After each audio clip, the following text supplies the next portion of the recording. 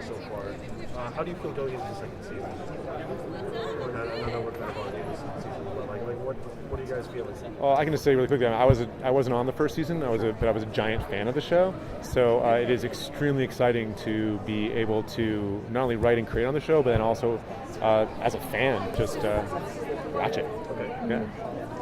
Yeah. Excited and nervous. All of those things. Yeah.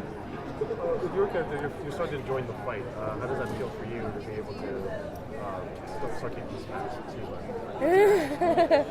I feel like Jenny, the first scene you see her in season 1, she is doing chin-ups and push-ups and kind of kicking ass from the beginning. But it's nice to have a team, to be a part of a team, and to be all working towards the same goal and having people finally believe Jenny and what she's been saying all these years. So it's gratifying to see her go through that. So Abby and Jenny have some tips. Just a couple. Yes. They've gotten over some of them. We should just introduce to a new one, which is Reyes and their mother. Well done. Can you tell us a little bit? Maybe. Well, I can tell you that we'll definitely learn more about their mother. Okay. And that is just, it's an insane story. I think people will really enjoy looking at it. It was very fun to shoot. And yeah, the sisters, I mean, they have tried so hard and they've worked so hard to be back in each other's lives. And, you know, Jenny has all these trust issues and she's trying to work through them. And but then they're constantly hit with challenges of the apocalypse. So it's like, it's really cool to see them try and work this relationship out in this setting, you know. Do you think there's something else that once they do work through this, that will eventually get in the way again? Or do you think this is the biggest hurdle that they have to get over? I think that just life will throw things your way. You know, relationships, just by the nature of relationship, you have to constantly work at them. So I think that the sisters will have many, many challenges. Also, the stakes are so high. I mean, we have the apocalypse. Like, I think there's the challenges that they face are so monstrous that I think that it puts all these characters into situations they never thought they'd be in before, and it makes them pushed up against choices they never thought they'd have to make. And I think that you'll see that coming up a lot in this season. That these characters are really going to be forced to make choices they never thought they'd have to make. Do you think that Jenny's like a live intense space from coming out of the institution and now having to be back in the world, but still doing all of the same things that were there in the first place? Sorry, do I think, what's the question? She would like to like you're here in this institution, like now you're in the real world, but all the things that put you in there in the first place are still there. Well, in a sense, it's you know, she probably doubted herself at times, but now she has other people backing her and knows that she's always been telling the truth now. She has that confidence in herself and is backed by people that she's starting to trust. So in a weird way, it's probably satisfying. It's kind of like, I told you so. We're just going to add in Len as well. So yeah, in the worst way. So, for you said you joined in the second season. Yeah. What are some of the challenges in joining a show that's pretty much full steam ahead? Well, I think it's just about trying to.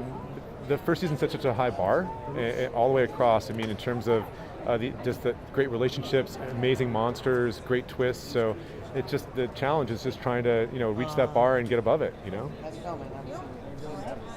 Question for Lynn. Sorry. You guys have created one of the most fascinating corners of horror. It's one of the most fascinating mythologies. It's unique. It's different from everything else. Thank you. Just how did you decide to put together colonial America with the apocalypse? What really inspired the story of your version of Sleepy Hollow? Actually, here's where it came from. The fact that when we did the research on the Washington Irving story, the original story of the Headless Horseman was created on the battlefield of the Revolutionary War. So that had never been portrayed before, and so that's actually where the revolution, aspect came from, and so it all started there, and placing Crane there as being the one that actually was responsible for cutting off his head and creating the Headless Horseman. It then took us down a path of American history with that character, and then blending that with the Headless Horseman happens to be one of the 4 horsemen of the apocalypse, which was so fun to pitch, because when you pitch that what people don't realize is that the Headless Horseman is actually one of the 4 horsemen of the apocalypse. It sounds correct, right? So when we were pitching that around the studios, there were people who go, I didn't realize that. I didn't know that. No, it's not real. It's not real. But it sounds really good. Awesome. What monsters did you guys enjoy, and what have you enjoyed fighting the most out of what you've done so far of season 1 and what we've seen of season 2? I can say that my favorite monster is coming up in 2 weeks. Her name is the Weeping Lady. She comes in 2 weeks, and she's my favorite monster because I made her with the help of Len Wiseman, of course, and the rest of the writing crew and creators. She's a really cool monster. I'm really excited about her. Yeah, one of my favorites is coming up too, but I guess I'm not really allowed to say. It's the one after yours, which I guess I'm not allowed to say. What can you tell us about what's coming up, like, in the mid-season? I told you to get out of here. I'm sick of your questions. Can somebody remove this man? You're not as nice as you are when you're on the Irving gets naked. Irving gets naked. A lot. Does Irving ever get naked with Benjamin Franklin? Anyway, if you're not going to answer my questions, I'll just shut up. Yeah. So I guess then, what ones that we've seen? Right, I forgot about that question already. You know, one of my favorite monsters was Demon Jenny. Yeah. Demon Jenny was awesome. Yeah. Demon Jenny. When we got I remember when the dailies came in of that, you were so awesome in that. That was really thanks, creepy, man. and then the final product of you with the eyes, with the voice, with everything. That's for a director or producer. Those elements are potentially very cheesy. When somebody gets possessed and they're doing the demon voice and they've been taken over, there's a high potential of failure right there. And Lyndie pulled it off amazing. And that's one. I think that's one of our creepiest moments. Yeah. Super creepy. Yeah. It was so creepy. I just don't sleep after Demon Jenny. Oh, thank you. That's so nice of It'd you be to so say. cool if you could just demon out right now. I know, right? Damn it! No, please don't. My friends and I, when I was growing up, we used to see who could do the best satanic smile. Who would do this thing. Here, wait. Let me try. It's gonna happen. Don't do it. We tried, yeah. Paige was always the best, but I was second. I think actually two of our best demons have been Demon Jenny and Demon Brooks, John Cho. Oh, yes. That was amazing too. Yeah. Like those two moments, I think were creatures aside, those were I think were some of my favorites. When is everybody going to break? When are we breaking Irving out? Yeah, when do you get now? First of all, I don't like your tone of voice. Start right there. It's going to be a slow burn, and rightfully so. Right now, he's facing a different set of circumstances. He's estranged from his family. He just sold his soul to the devil. People think he killed his priest and 2 former officers that he worked for. His family, daughter in particular, thinks that her father's a murderer. So he's in a bad way. Abby fortunately gave me the advice to move to the psychiatric ward and get out of the prison to give greater access, and obviously that makes sense given Jenny was able to do so much while she was there. So it's going to be an interesting season, but there are a lot of eyes on him. He's in a very difficult post, and I think he's in harm's way. And how does he feel now being banned right now, currently, from Crane and Abby? He's not aware of that. He didn't know that he was signing a contract with the Second Horseman, so he has no clue that visitation is being controlled by his lawyer. At present, he thinks that this is who his wife thinks should be his attorney, and that his wife has faith, and his wife is an attorney, so he has no reason not to accept her expertise as it relates to who would be a good lawyer for him in this situation. So it'll be an interesting Monday, I promise you that.